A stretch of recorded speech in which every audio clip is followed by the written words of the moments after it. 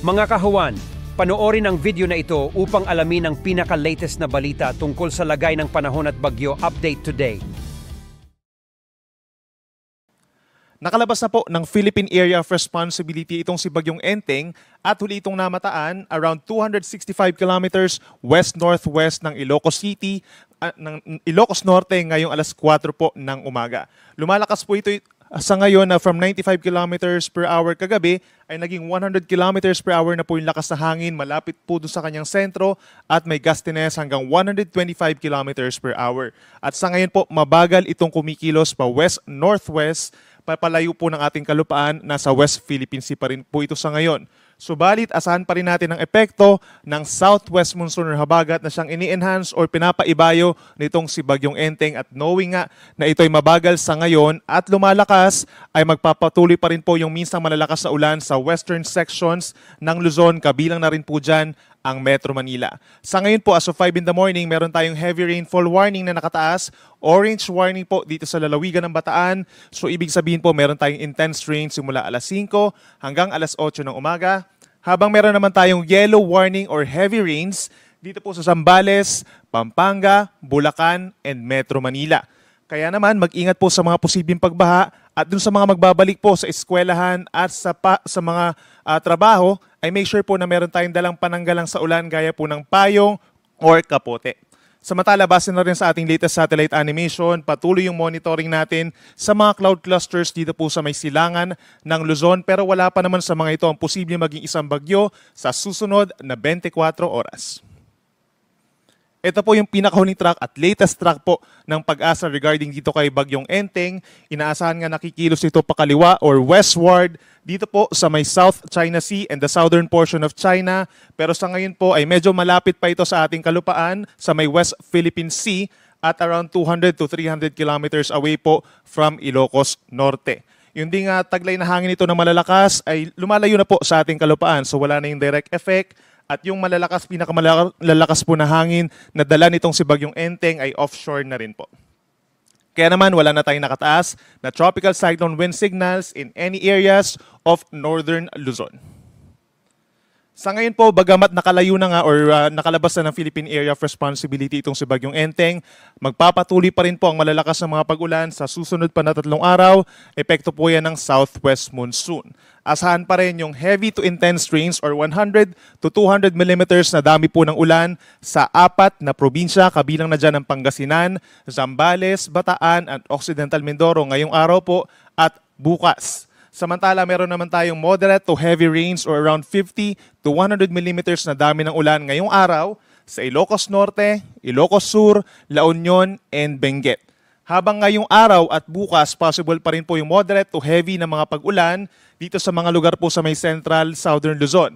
Kabilang na dyan ang Nueva Ecija, Tarlac, Pampanga, Bulacan, Metro Manila, gayon din ang Cavite, Batangas, Rizal, Laguna, at hilagang bahagi ng Palawan, kabilang na po ang Calamian, Cuyo, and Cagayancillo Islands. So ito yung mga areas na most likely ay magtataas pa rin tayo ng mga heavy rainfall warnings and rainfall advisories sa susunod pa po na 2 araw.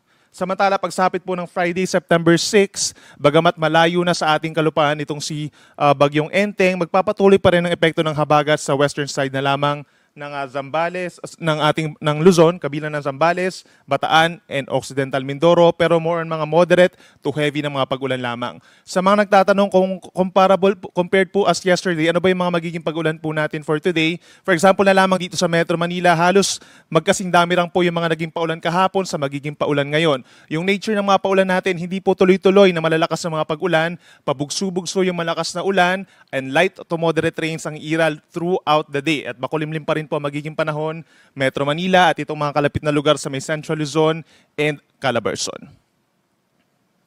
Sa natitirang bahagi po ng ating bansa, meron pa rin mga kalat-kalat na ulan and thunderstorms doon sa mga nearby areas nitong mga nabanggit natin na lugar. Kabilang na dyan ang Mindoro, Oriental Mindoro, Romblon, Marinduque, parts of Bicol Region, Quezon, and Aurora. Habang ang mga hindi pa natin nabanggit na lugar dito sa Luzon, Visayas, and Mindanao, pagpapatuloy pa rin ang ang fair weather conditions or bahagyang maulap hanggang kuminsan maulap na kalangitan na sinasamahan lamang po ng mga pulupulong mga ulan at mga localized thunderstorms na nagtatagal lamang po ng 1 hanggang 2 araw. Sa susunod po yan na 3 araw. Samantala, severe winds o yung mga malalakas na hangin, mas magiging evident po at mararamdaman natin ngayong araw dahil po yan sa habagat na siyang pinalalakas nitong si Bagyong Enteng. Meron tayong mga gusty conditions today and tomorrow sa Ilocos Region, Abra, Benguet, Isabela, Aurora, gayon din ang Zambales pa rin at Bataan, Bulacan, Metro Manila, Calabarzon, buong Mimaropa, gayon din sa buong Bicol Region, hanggang dito sa may Western Visayas, Negros Provinces, and Northern Samar. Kaya naman po, patuloy na paalala sa ating mga kababayan, dun sa mga magiging pag-ulan po natin sa susunod na 2 araw, mag-ingat po sa mga posibleng pagbaha, lalo na sa mga low-lying areas. And then may mga areas din po na hindi madalas binabaha na siyang babahain din po knowing na nagkaroon tayo ng mga paulan nitong mga nagdaang araw. Mataas yan ang chance na magkakaroon tayo ng pag-apaw ng mga ilog dun sa mga maliliit po na river systems po natin. Mag-monitor po tayo lagi dahil possible po upstream sa mga kabuntukan, nagkaroon ng mga pag-ulan na biglang bubuhos po sa downstream areas. At sa mga bulubundukin na lugar, make sure po na nakamonitor din tayo sa mga posibleng pagguho ng lupa, knowing din po na saturated na yung ating mga kalupaan at mga kabundukan dun sa mga areas ng Northern, Central Luzon at maging dito rin po sa may Calabarzon and Mindoro provinces. Lagi po makipag-coordinate sa ating mga local disaster risk reduction and management offices for possible evacuation at makipag-coordinate din sa inyong mga local chief executives, barangay chairmen, mayors and governors for possible suspension po ng inyong mga klase at trabaho. At para naman po sa mga banta sa matataas na alon, asahan pa rin yung hanggang 4.5 meters or nasa 1.5 palapag ng gusaling taas ng mga pag-alon dito po sa mga baybayin sa Hilaga at kanlurang parte po ng Luzon. Asahan yung hanggang 4.5 meters over Batanes, baybayin ng Ilocos Norte, Ilocos Sur, La Union, bahagi po ng Pangasinan, gayon din ang northern coast of Cagayan, kabilang ng Babuyan Islands, pababa ng Zambales, Bataan, and Lubang Island. Kapag meron tayong gale warning, most likely po suspended po yung sea travel for small sea vessels at pinag-iingat naman yung pamamalaot ng ating mga kababayan na may malalaking sasakyang pandagat. And in other areas, wala naman tayong magiging problema in terms of sea travel. At bago tayo magtapos, meron po tayong Tropical Cyclone Threat Potential Forecast na inire-release po ng Pag-asa every now and then. Ngayong araw po, hanggang sa susunod early next week, around Monday, ay possible po na may mabuo tayong 2 weather disturbances. Yung isa, within that cloud clusters na ating pinakita dun sa ating satellite animation, sa may silangan po ng Northern Luzon, possible na may mabuo dyan na low pressure area. Pero yung general movement po niya ay pahilagang silangan or papalayo ng ating kalupaan. So wala itong direct threat sa ating bansa. Subalit, posible magkaroon ng minimal lamang po na enhancement ng habagat from Friday up until weekend. Ngayon, darating na weekend po, possible din na may mabuo na isang weather disturbance or low pressure area sa malayong parte ng Mindanao sa timog ng Guam at kikilos po pahilagang kanluran hanggang sa makalapit po ng Philippine Area of Responsibility pagsapit ng Lunes.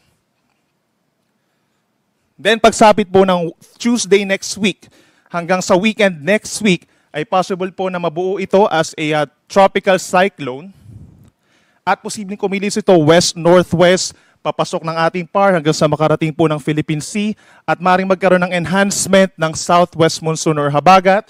Base sa ating latest potential forecast, mababa yung chance na ito ay magla-landfall. Subalit yun nga, inuulit natin, magbabalik po yung mga paulan lalo na po dito sa may parting western sections ng Luzon, Visayas, and Mindanao. Regularly po pinapalitan or nagbabago po yung ating threat potential forecast 2 hanggang 3 beses po per week. So make sure po na lagi tayo nakaantabay sa ating mga updates.